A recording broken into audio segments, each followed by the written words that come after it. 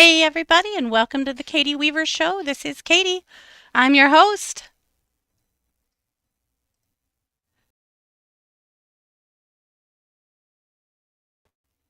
Oh, well, sorry, I pulled myself off screen somehow. Welcome, everybody. This is Katie Weaver. I'm your host. I'm so happy to be here. If you are listening live, it is the 2nd of September already at about 11 a.m. Pacific time. If you're listening to an archive or a replay, I also want to welcome you. I want to let you know we're over in the chat room, and you can find it by heading over to 12radio.com.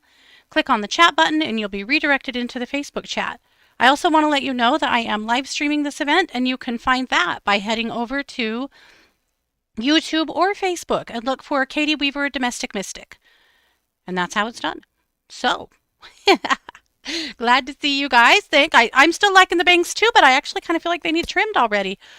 Or maybe I just didn't curl them well enough today. I don't know. They're kind of in my eyes. But I do like them. I've gotten used to them, and I like them a lot. I should find my high school yearbook, my senior year yearbook for you picture. This was my hair then. I've just taken steps backwards. Also, look at this mug. Just look at it.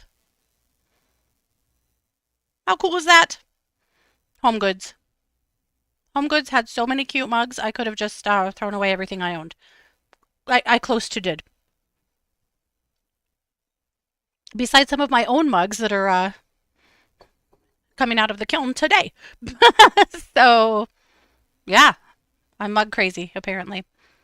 Glad to be back. So, over at True Crime Squad, we're in trial coverage right now. And so I chose to cut my show loose last week. I talk a lot about self care and about, cutting things loose when you need to and, giving yourself a break when you need to. And sometimes I don't do that for myself when I should. And last Tuesday, I was feeling very overwhelmed and I went, cut something loose today. Give yourself a break. So that's what I did. So I apologize I wasn't here, but it was for good self-care reasons, and I think that's okay. Oh gosh. So guess what? The guineas are laying eggs. The hens haven't started. The chicken hens haven't started, but the guinea hens have, and they're so cute. They're little tiny, and they're just sweet. Which is crazy because the guineas are every bit as big as the chickens are. But their eggs are like a third of the size. They're itty bitty. I'm going to show you a picture.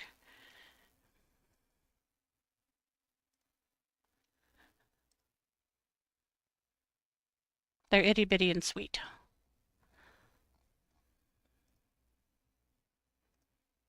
And someday I'll have a picture pulled up here to show you.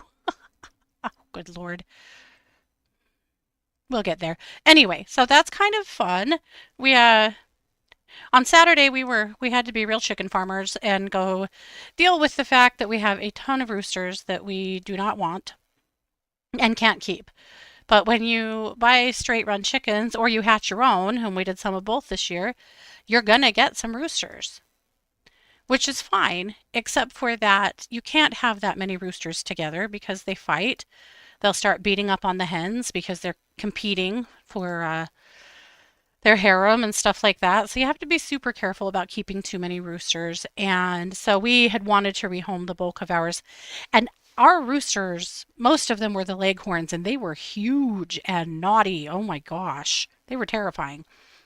So I did find another local little chicken farm that's trying to build up their flock that was willing to take them all. So that was good. So we kept a Brahma rooster and a blue rooster, both of which are a lot nicer. But man, those leghorns, holy shit. They were naughty as hell. Super, super aggressive. I just, there's no way we could keep them with our flock. No way. Uh, if you do that, what you'll discover is when you go out to take care of your chickens, you'll notice that they're missing feathers on their backs. And the reason they're missing feathers on their backs is because if you watch when they are out there, the roosters will fly up on their back and get a hold of them with their claws and with their spurs to breed them. And they tear their feathers out. And sometimes they'll end up with like big sores on their backs and stuff. It really super sucks. It's awful. And some of that is just nature for chickens. But again, if you have too many roosters, you're going to have your hens are going to get hurt. And frankly, just constantly assaulted by these pricks. So you got to, you got to protect them. So I'll show you two things. So first of all, these are the guinea eggs. Look how cute they are. They're so little.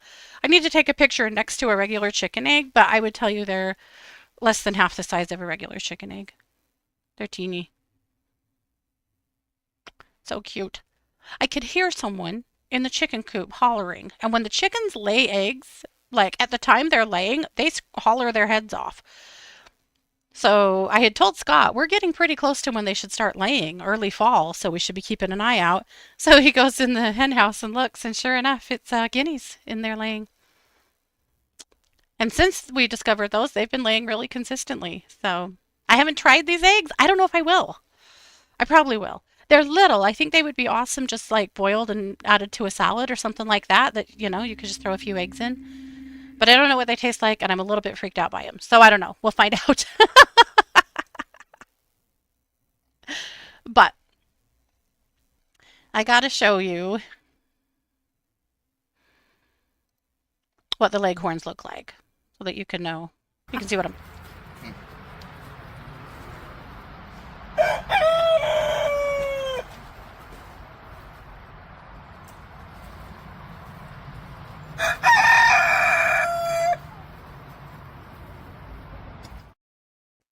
That was after we kicked them out of the hen house on Saturday because they hurt one of the guineas. And she's okay. She's secluded right now. With chickens, if they get a bloody spot, then they won't leave each other alone and they'll keep pecking at it until somebody dies or is like really hurt. And it's just the way chickens are. And so if you discover that you have a hurt one, if you can separate them until they get healed up, you have a lot better chance of saving them. So that's what we did. So she's in her own pen right now, which also makes me sad because the guineas all just really flocked together, but they were pecking at her for her hurt foot. So unfortunately, she's all alone right now. However, the pigs spend a ton of time out around her pen, so I think she's not really all alone, but you know, there are uncomfy parts of keeping chickens that I don't like, and them hurting each other is a big one. But at any rate, she's putting weight on that foot today, and I think she's going to be just fine. She just needs a few more days on her own to make sure she's healed up so that these jerks aren't out there pecking at her and hurting her. So anyway, had to be a chicken farmer. I even had to help move the blues out of one pen and into the big pen. They were still in their baby pen. And they're not babies anymore. But we couldn't put them in there with all those big roosters in there. So we kicked all the roosters out into the pasture until the guy came yesterday to pick them up. And we were able to move the blues. But anyway, so I have handled all kinds of chickens all weekend long. So you can just consider me a chicken farmer now. Right. Right, Sid, it is. She said it's so sad that boy male chickens and ducks, etc., go straight to the stew pot because they have such nasty tendencies. And they do, if they even live that long. A lot of chicken farmers, at the first sign of them being a rooster, they're gone. Or some of the hatcheries will cull them as they're being hatched. That's kind of a nasty business. It depends on which chicken, if you can tell or not. They have a sexing mechanism, a way to try and see if they're male or female. It is not foolproof. And we tried to buy sex chickens this year from the hatchery we like, but they told us that there was no guarantee and they were $15 a piece. A piece! That's insane. So we're like, we'll take our chances with some roosters. That's fine. And then, of course, we were able to rehome them. So I feel good about that. Super good. And again, the Brahma rooster and the little blue rooster are nice. Scott held the blue rooster forever yesterday, just petting him and talking to him, and he was just fine. You wouldn't do that with those other guys. They were not nice. So anyway, there you go. I thought that it would be fun today because we are getting into apple season, and believe you me, I know we're in apple season because Zig Piggy won't let me forget it. Zig is this time of year, he is spending all of his time out under the apple trees. Now, where he likes to sleep, that big piggy bed that he made, it's under the pine trees, which are next to the apple trees. So he's right there.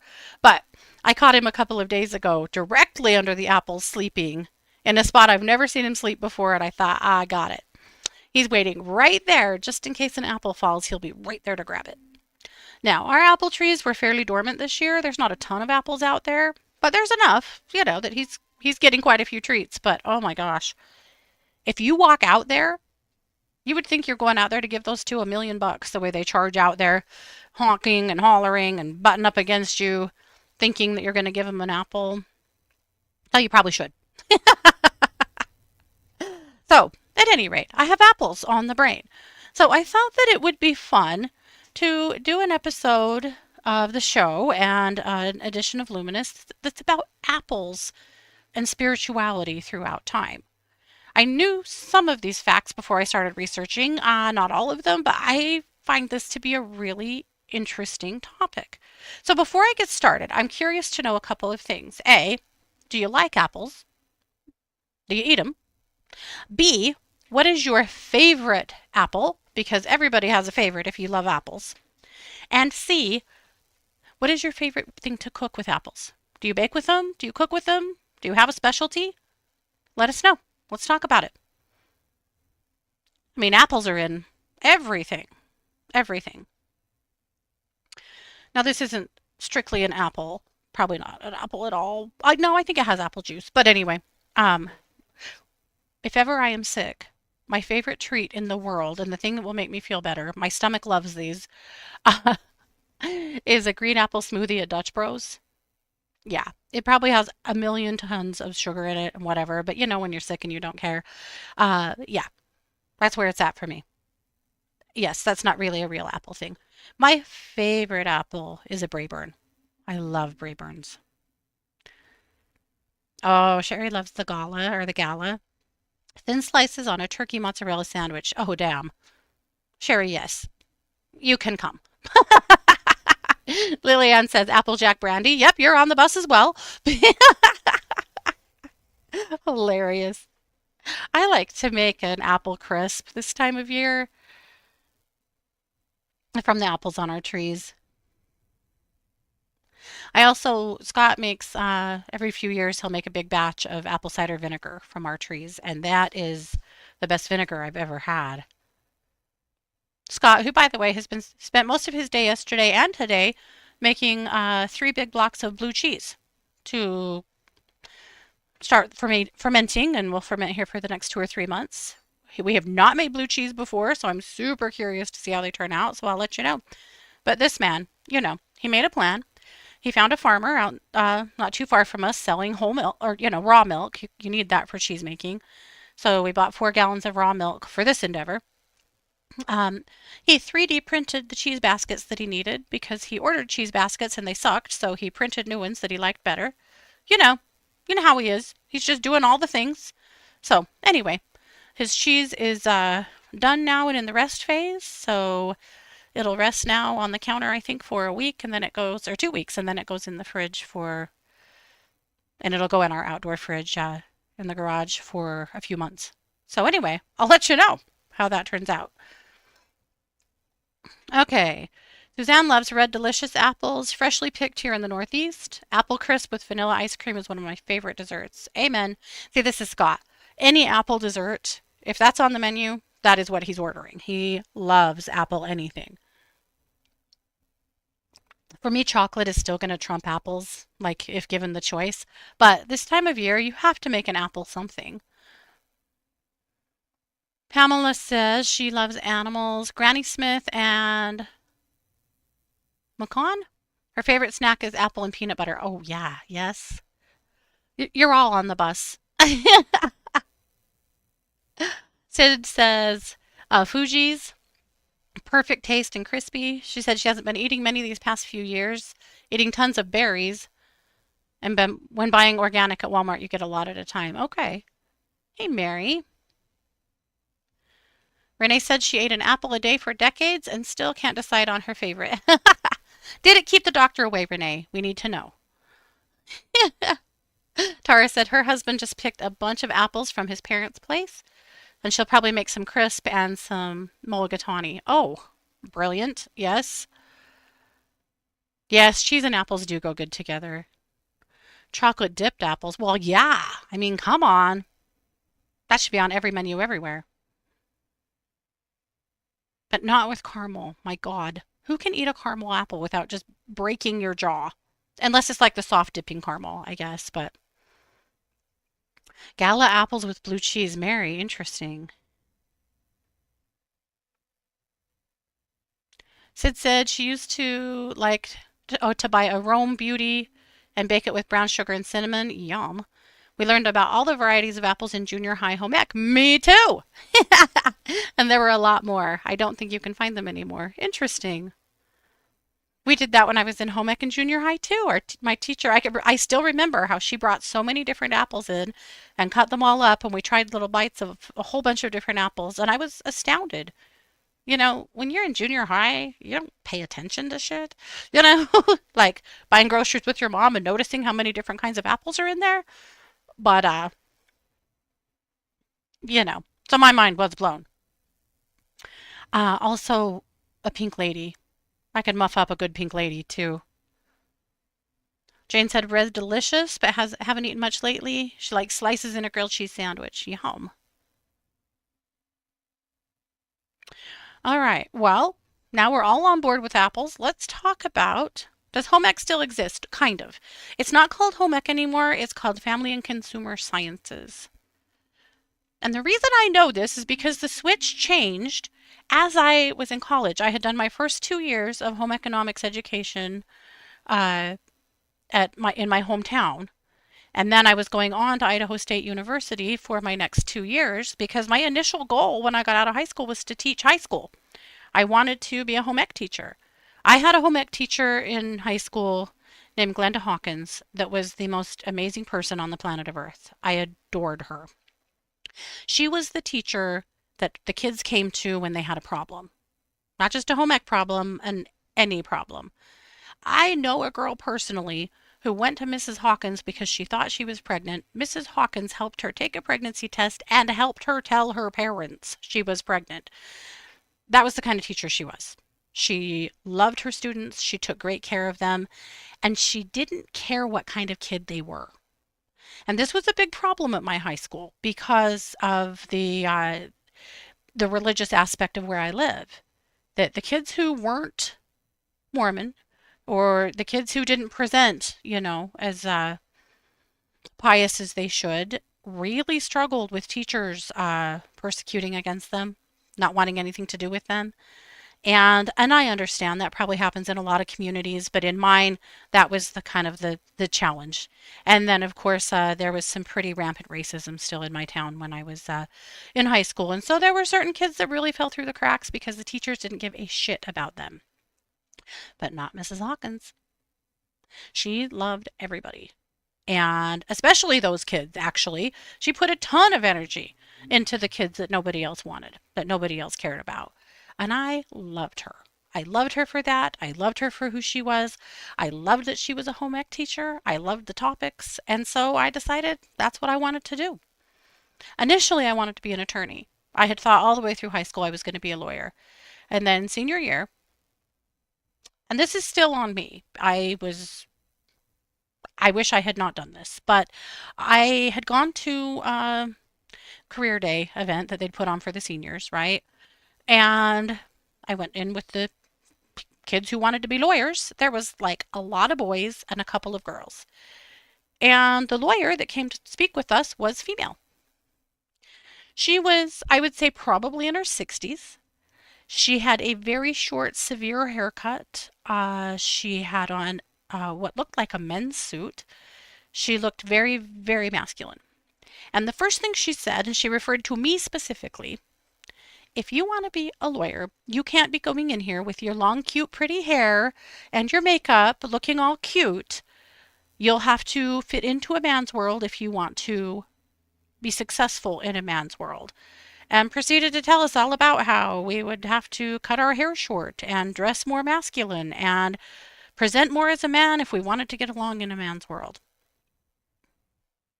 Fuck her, right? 100%. But at the time, I was 17 and probably an idiot. And because I was 17. And I believed her. And I got really discouraged. That wasn't all of the discouraging things she said. That was what she said specifically to the girls, which again, there were two girls in that whole room. So it was specifically to me and this other girl. But she specifically called out my cute hair and makeup, that I wouldn't be able to look like that anymore. So, me apparently being vain. And also, she said a lot of discouraging things about how hard it was and how much work it was going to be and how you wouldn't really be able to have a family, and basically ran the girls right out of the room. And I let her. I feckin' let her. So, throughout my senior year, I started coming up with a new plan because I took law off the table. I mean, screw her for doing that, but also I wish I had been a little stronger had made of tougher stuff that I hadn't fallen for that, but here we are. Anyway, so home ec it was. So I went to Rick's College here in my hometown for 2 years and got my associate's degree. And like a month after I graduated with my associates, Scott and I got married. And then we were scheduled to move to Pocatello to go to Idaho State University and finish up that degree. And as soon as I graduated, ISU announced that they were ending their home economics education offerings, their program, just like that. So I was screwed immediately because we had bought a little trailer house in Pocatello. So it really messed up my plans. What happened is that they took a year off and rebranded and came back with Family and Consumer Sciences, but they didn't announce that they were doing that. They just said they were ending their program. Kaput, done.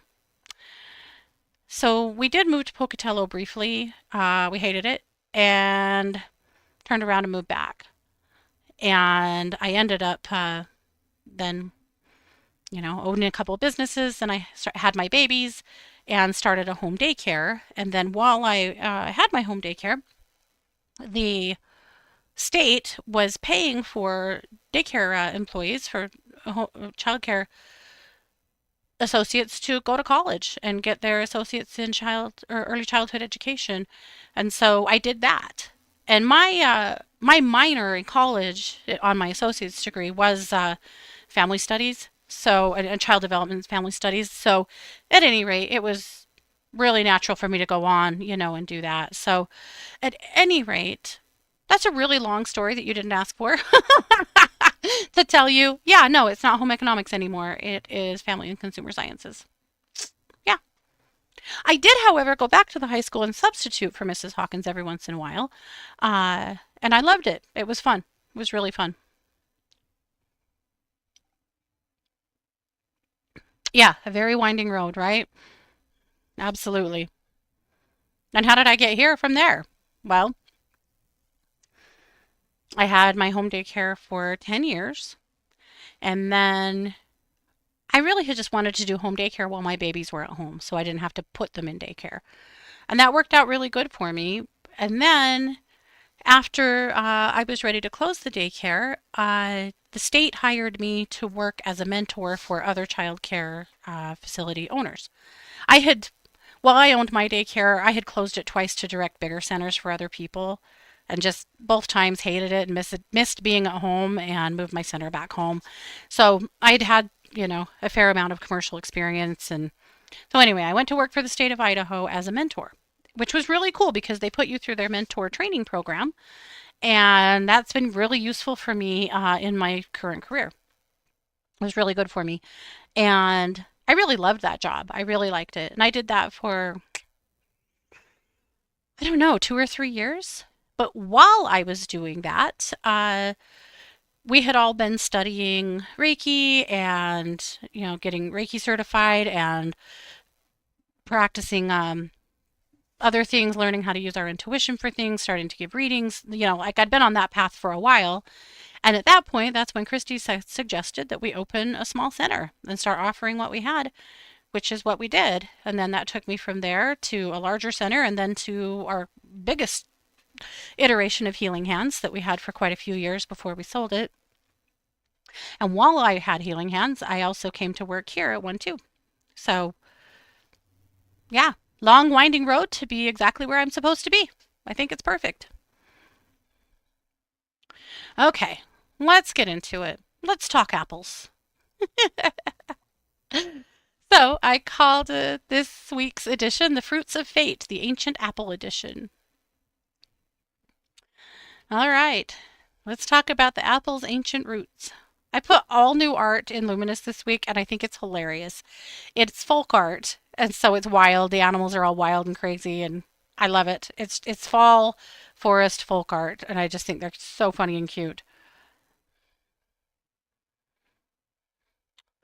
All right, so apples grew wild in Central Asia.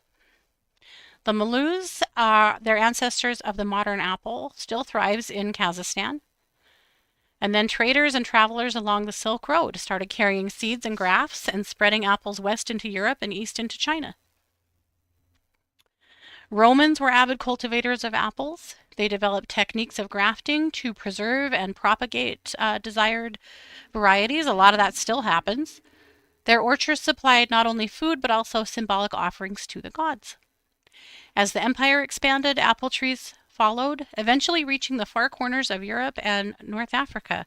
I mean, apples have been long suffering on this planet. And you know that apple trees typically are pretty hardy. They do quite well. And especially if you take good care of them, you know? So it's not that hard. And also, apples aren't hard to graft and to cross pollinate. So it's been a huge, you know, hobby for some and work for others to continue to come up with a lot of different varieties.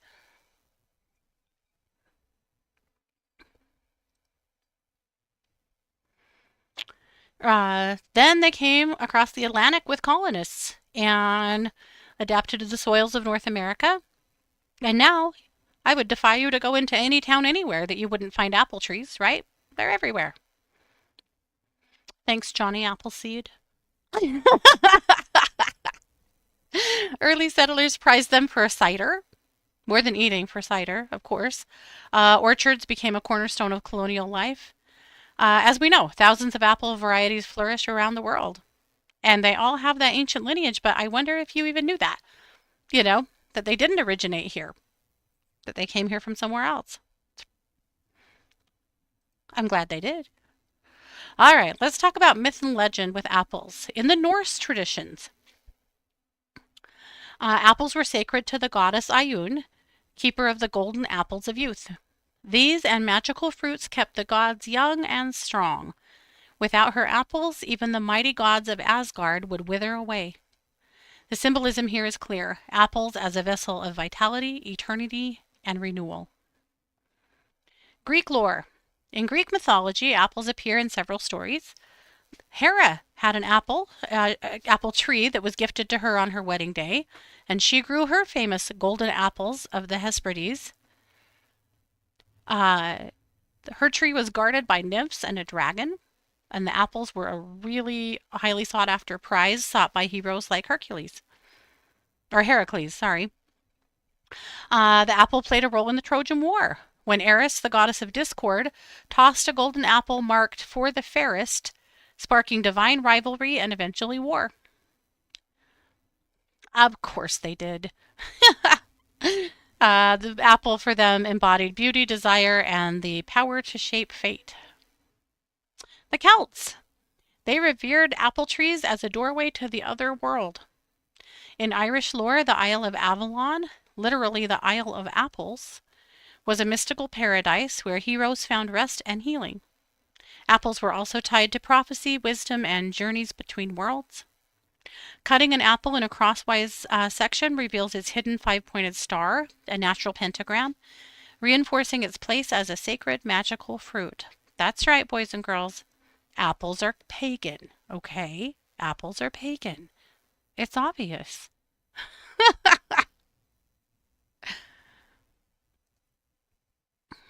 All right. In spiritual traditions, of course, biblical tradition, apple Though we think that the fruit that Eve ate in the garden was an apple. It's never been specifically named as an apple, but that's been the belief, and centuries of Christian art and storytelling make it so.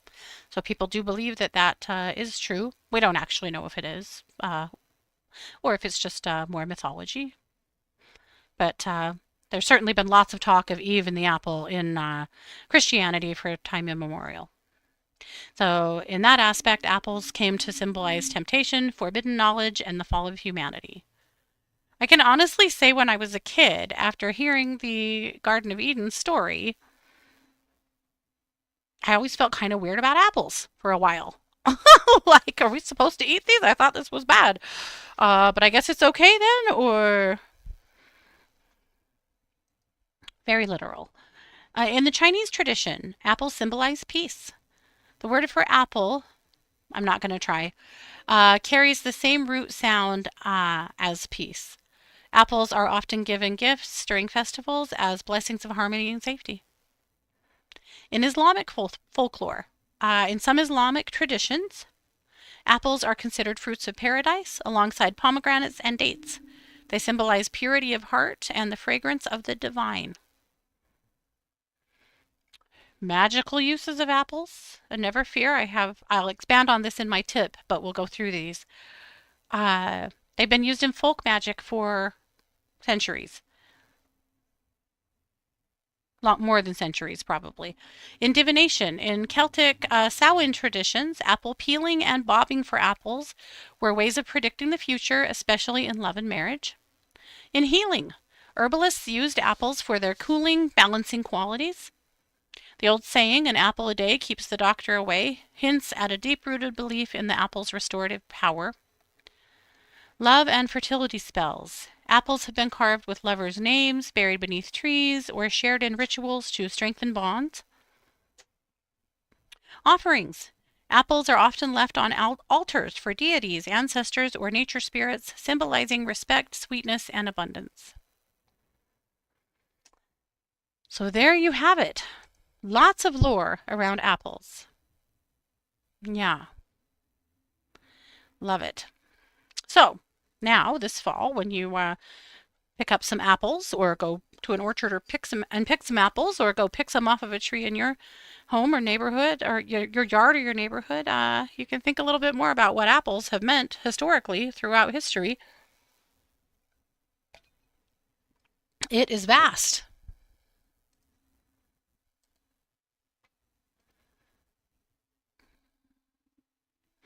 Okay, in Refeminist History with Kelly this week, she has an article about women who kicked Nazi ass, Nancy Wake. She was also known as the White Mouse. So they're working on their next podcast episode that is about women during World War II that helped to defeat Nazis and fascism. Really interesting article. The White Mouse was fearless, did amazing things. So definitely check that out. And then I think next week she'll have that episode live, so you can go and listen to it as well. So thank you, Kelly, as always. Okay, I put together an apple peel divination spell so that you can give it a try if you would like to. Again, this is folk magic. This is old folk magic. And I thought it might be fun to give it a try. So, and in bobbing for apples, by the way, one of the things they would do in bobbing for apples, that has nothing to do with this spell, but just so that, out of interest, sometimes they would take apples and either carve a name or an initial onto various apples and throw them into a tub. And then the young ladies would bob for apples. You've done that maybe before or seen it. And the apple that you grabbed out, maybe that would be your future spouse. Kind of like assigning names to certain nuts and putting them on the hearth, and whichever one pops first symbolizes who your future husband will be. Similar thinking.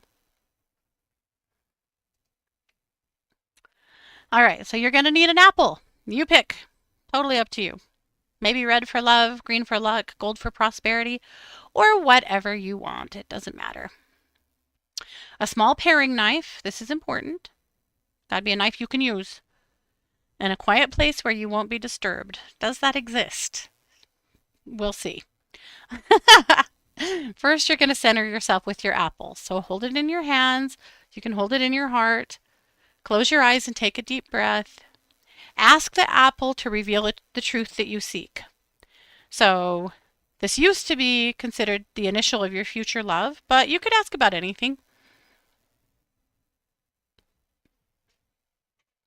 Then start peeling. So, the goal is to peel the apple, start at the top, peel slowly in one continuous strip. If you can. Also, you want that strip to not be too thick. You'll see why here in a minute, but try to, trim it kind of thin. I have one of those apple peelers that you stick the apple onto the fork thing and you twist it, and all of the peel comes off in a really thin ribbon. I thought about playing with that. I don't know if I can peel an apple like that. But then again, maybe I can if I just tried. But that's the idea, that you peel it in one continuous strip while you keep your question in mind.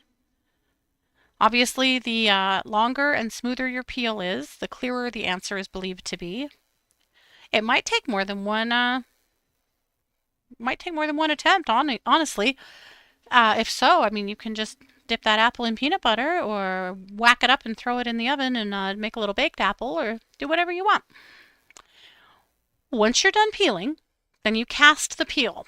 So to cast the peel, you're going to stand and toss the peel over your left shoulder, and let it fall naturally to the ground. And then you interpret the shape. So you got to go check it out, look at it from multiple angles, and see how the peel lands. If it resembles a letter, this could be the initial connected to your answer, a person, a place, or a project. If it forms a number, consider its significance, time frame, date, or symbolic numerology. If it curls into a shape, a heart, a circle, a line, use your intuition to read its meaning. This is obviously very open-ended. Still, though, I think it sounds like fun to try. Pamela said she'll have Band-Aids ready, right? Oh, gosh. Anyway, so that's how you do it. That is how apple divination is done. So when it's done, you can bury the peel outdoors or return it to the earth or feed it to the pigs or the chickens or do whatever you want, thanking the apple for its wisdom. And this is how we do it. So I love that. I'll probably try that today, later, when I walk out and give Zig Piggy an apple. I might rudely commandeer one for myself. I know. How dare me. How dare. Okay, Christy's energy exercise this week is Archangel Ariel, Heal Anxiety. I don't know if you noticed, but it was a very high anxiety weekend. Yesterday was a high anxiety day. Today is mellowing out. I gotta say, though, in writing the daily dish, I would say the last 5 days have been really focused on money, manifesting, and prosperity. Like every day it comes back up, and I'm like, God, I'm like a broken record over here. But hey, we'll take it. So if you've been thinking about making some money moves, this feels like a really positive time to do that. Over at True Crime Squad, it's all Donna Adelson's trial right now. So we do a recap every night at 6 p.m. Mountain to share everything that happened in the throughout the day, and we're coming close to the end. The state rested on Friday night, and the defense has been on fire today, put quite a few witnesses forward. I think it's possible that we'll have closing statements like tomorrow, if not Wednesday, or if not Thursday. So good. Snap it right along. I'm here for it. Anyone have Golden Delicious apples in their store? I'll have to look, Renee. Renee's saying she can't find Golden Deliciouses anymore, and that her mother used to always cook with them. Yeah, you would think in Washington State you'd be able to find them, right? That's wild. I'm going to have to look next time I'm at the store now, Renee, because I don't know. I never watch for them because they're not one I usually buy, but. All right, lots of meditations over at Planet Meditation. And can we just pause for a moment to celebrate the fact that it's September? We have survived the summer. We have arrived. We are here. I don't know. It's been a weird summer. Like I can't believe how quickly it has gone. We're gonna go camping this weekend, and that might be our last camping trip of the year already. Maybe we'll try and get out in October again. I don't know. I have a really crazy schedule for the next 2 months, so everyone hold space with me that I stay healthy and that I can do all of the things I have intended to do. It'll work, right? I have a great team. I have a great team. I have help. It's going to be fine. But yes, we have a lot going on. Ooh, 89 today in Florida. Oh. It's still getting fairly warm during the day here. I mean, we're still getting into the 70s and 80s. But at night, we're dropping clear down to, it was 50 when I woke up this morning, 50. It was gorgeous outside. And those birds were out there yelling their heads off. We also got about half of our Halloween up. And everything pulled up into the yard. So tonight, after it cools down, we're going to go finish putting it all out and then I'll make a video. But yeah, 'tis the season. Sherry needs a sweatshirt at 70. I hear that. I'm ordered to stay healthy. Oh, me too. I'm putting in that order as well. I feel like I've been sick this whole year off and on, just more than normal. I'm very, very tired of it. So we're demanding it because I have otters and capybaras to pet. I probably already told you guys this, but I'm going on a girls' trip in the end of September. We are flying to Seattle and we're going to a place where you can pet capybaras and otters and other things, but I've specifically am going for those. This was Christy's birthday present from me, is to go pet a capybara because she's crazy about them. So it's going to be super fun. I'm very excited. Plus, Mars has never been to Seattle. She's making us go to Pikes. Ew, but it's okay. It's probably fine. Yeah, it's going to be a super fun trip, so I'm excited. Let's see. Mary said, was wondering if you can check on my right hip, groin, thigh, and knee. Been in so much pain for almost 4 months. Despite doctor's visits, many tests, and medication, nothing has worked. I am sick of pain. Oh, Mary. Yeah, let's do a little work on that. Otters can be naughty. Yes, they can. You got to be super careful.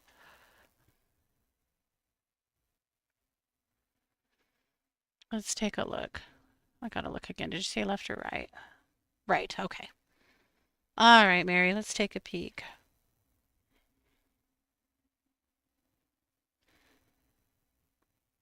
Hmm. Yeah, my gosh, there's so much heat in there.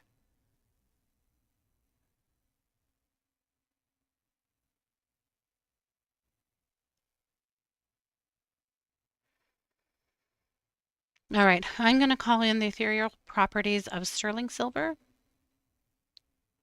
and I'm going to send it in ribbons from the top of your hip all the way down that leg to help cool the inflammation. I'm going to send it 3 times.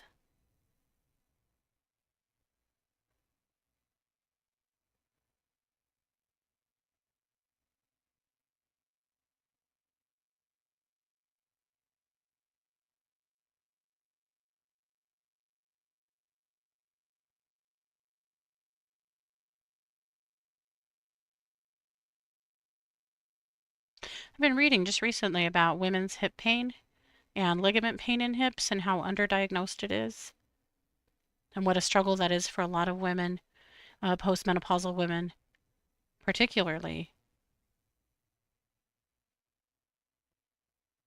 So I am so sorry you're going through this. Okay, I did complete that. I'm also going to put a big chi ball of aquamarine all the way around that hip to help continue to cool that inflammation. It's like you've got a vicious cycle going on now because you started out with something, a bursa or some kind of inflammation that's created more inflammation, and now you're just a big mess. Because now it doesn't want to heal because you just keep irritating yourself more. So I hope they can come to a conclusion about what caused this so that you can get healed up. But sending a lot of love your way. Sherry said it may snow for 3 days where she is. Wow, that would be amazing. Okay, some of the rest of you are putting out Halloween. Yes, correct.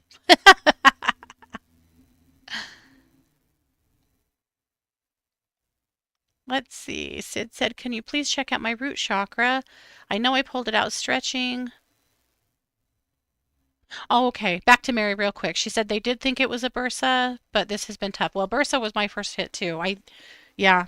But that's the problem. A bursa, everything is so tiny. We think you don't really have all that much space in there. And a bursa can just really piss off one thing and cause inflammation that pisses something else off. And pretty soon you've got this vicious cycle of aggravation that takes forever to heal. Ah, Mary Boo. I'm sorry. And you're going to Seattle Thursday for a wedding. Yes, we will all hold space with you, that you can walk well enough and that you'll be okay. But Mary, you listen to me. You have done your time. So if you need a wheelchair or you need to sit or you need an accommodation, you get it, right? Don't be too, I was going to say brave. Maybe that's it. Don't be stubborn. Like, get the accommodations that you need so that you're okay, right? Period. Don't be stubborn. That's the word. I'm even doing the point. I think that means business. Okay, sorry. Back to Sid.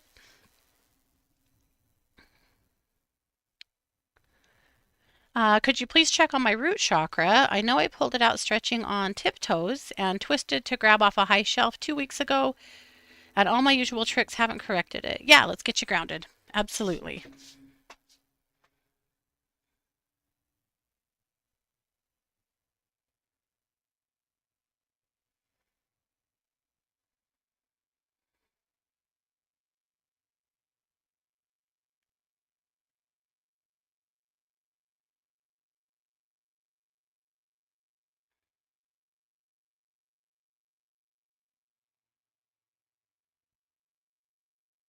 Okay, Sid, just pulling that root in and really giving you a good ground here. Your whole energy body was moving slow, so I'm just speeding that up. And balancing your crown. There you go. That should make a nice shift. Good. Okay. There you go, Mary. She said, you are so right. Thank you. I need my body to stop being so pissy. I think I'll ask for a wheelchair at the airport. See? Now, here's the thing, my soul sister, because I am flying into the Seattle, well, to, SeaTac, and my daughter had said, maybe we get you a wheelchair in the airport. It's going to be a long walk. That might be too much. And I was like, oh, no, absolutely not. Now I'm like, how many spoons do I want to give up at the airport? Right? How many spoons do I want to give up at the airport? I have a whole trip planned. We're flying in at 5 o'clock in the morning. We're going to have the entire day on Friday to play. And we talked about going to Pike's Market that day. Am I going to give up all my spoons in the airport so that I don't have the energy to walk through Pike's? Or am I going to stop being stupid and get a wheelchair? We'll find out. Stay tuned. Maybe, Mary, let's make a pact. You do it and I will too. Okay. Oh, gosh. Okay. Tara said, I've had a lot of people around me lately with these issues, including myself. I wonder what's coming up energetically around this. What? Are you talking about hips? What are you talking about, Tara? I'm missing something. I will move on for a moment.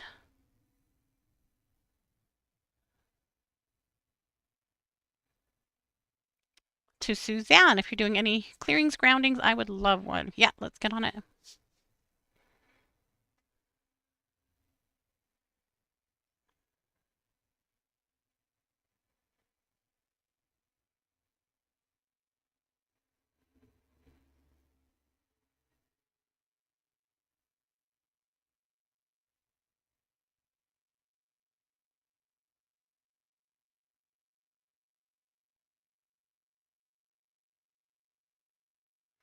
Okay, Suzanne, just doing a quick grounding so that I could just really watch your energy shift.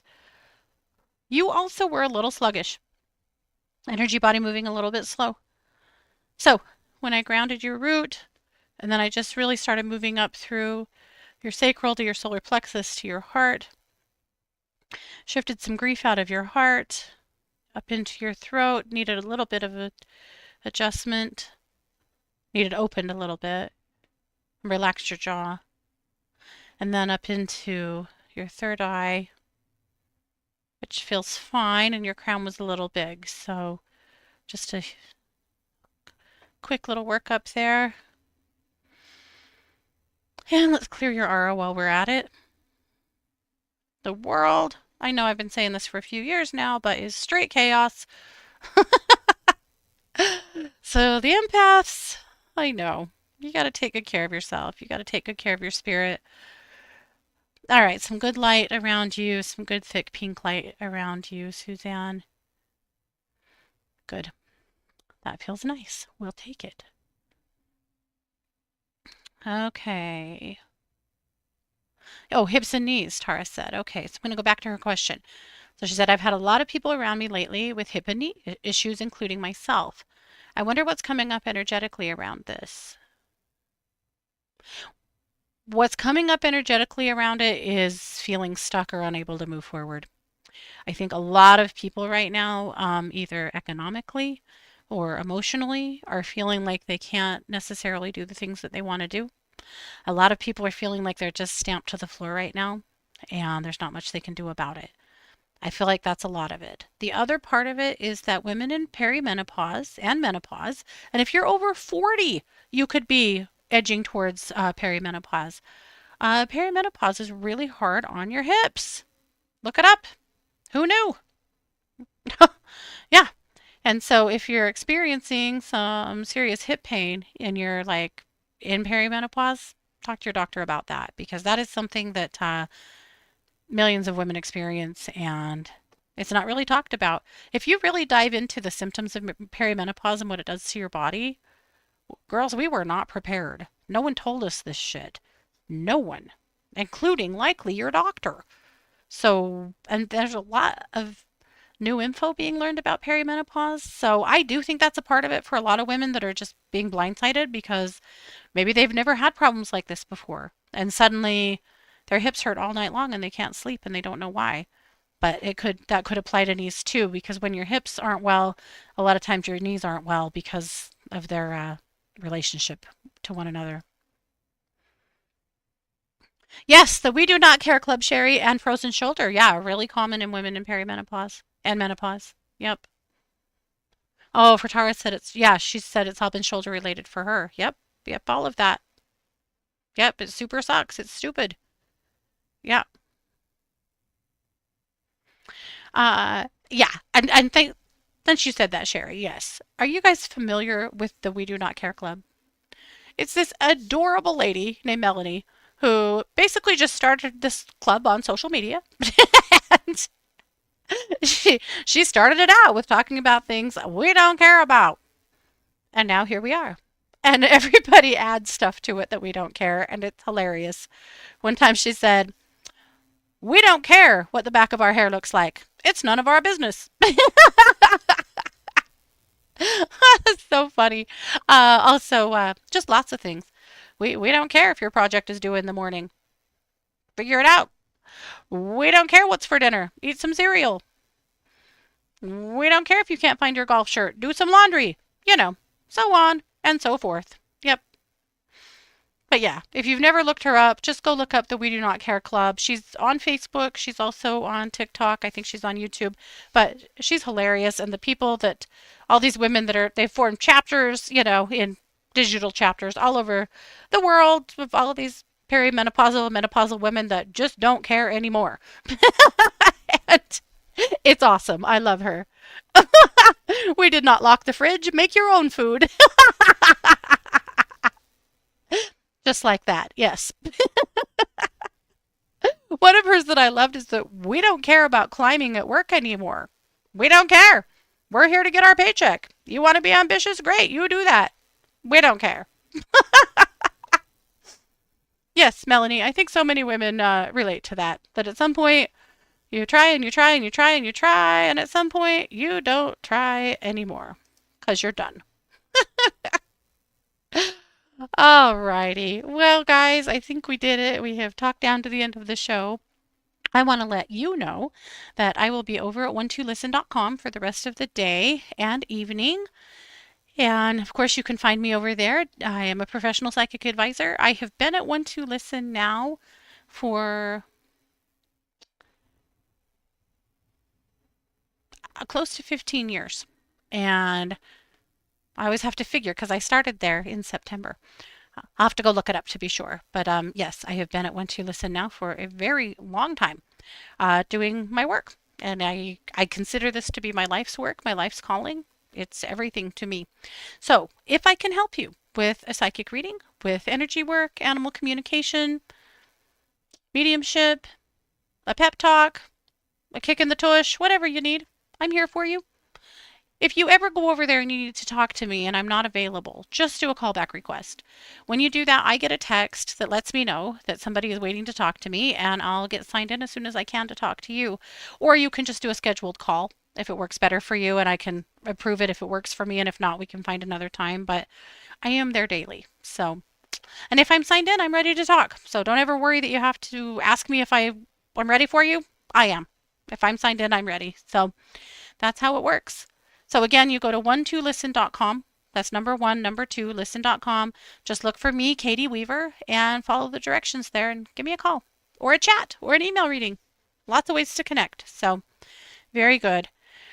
Thank you so much for being here. Thanks for being a part of my inner circle. You guys, some of you have been with me here, I think, from the beginning or close to it. I really appreciate you guys. I appreciate your support. I love coming to the show every week and getting to interact with you. It means a lot to me. You're the best. Yet again, this has been yet another edition of the Katie Weaver Show here on 1-2 Radio, where we're changing the way we listen to the world.